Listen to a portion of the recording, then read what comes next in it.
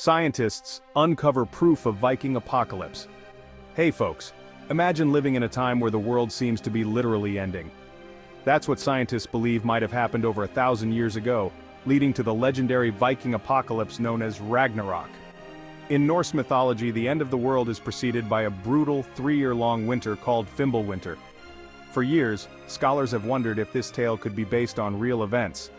Now, new research suggests they might be right.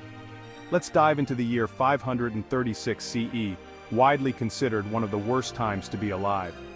This period saw a series of massive volcanic eruptions that led to a volcanic winter, a time of darkness, freezing temperatures, and widespread crop failures. This was a global catastrophe, affecting regions as far apart as the Eastern Roman Empire and China.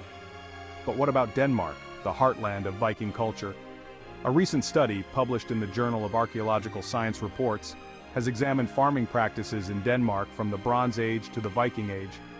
It found that the Fimbulwinter might have had a real-life counterpart in the volcanic winter of 536 CE.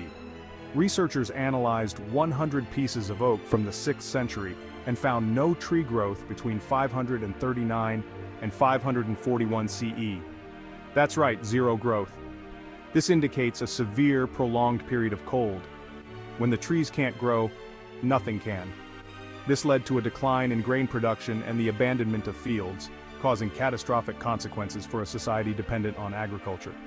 Morten Fischer Mortensen, a researcher from the National Museum of Denmark, stated, "Many have speculated about it, but for the first time we can now demonstrate that perhaps the greatest climate disaster in human history affected Denmark, catastrophically."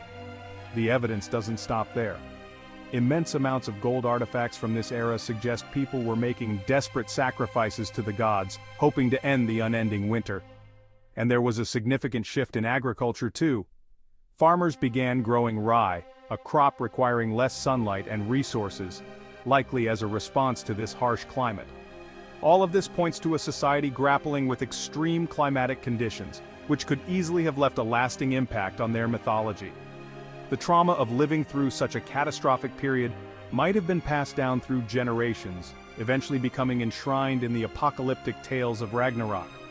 Mortensen adds, "Such myths may well be free imagination, but they may also contain an echo of truth from a distant past." It's fascinating to think that the legendary Fimbulwinter might be more than just a myth.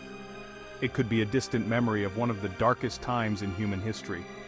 So next time you hear about Ragnarok, remember there might be a kernel of truth behind the myth. The Viking apocalypse was not just a story, it could have been a real-life catastrophe that shaped an entire culture's mythology. Thanks for tuning in. If you found this intriguing, hit that like button, share your thoughts in the comments, and don't forget to subscribe for more fascinating insights into history and myths. Until next time folks, stay curious,